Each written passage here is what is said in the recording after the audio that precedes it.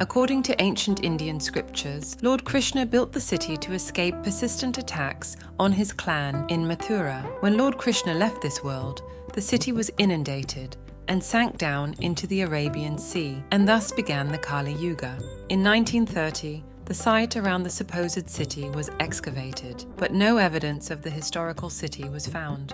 An archaeological survey of India-led excavation in 1979 unearthed pottery dating back to 2nd century BC. Further research in subsequent decades has yielded evidence of a fortified city, stone blocks, pillars, stone anchors, and irrigation streams, lending weight to the existence of the ancient city of Dwarka. If researchers find the full extent of such a city, it will open a new window into our past, just like the discovery of the Harappan civilization did.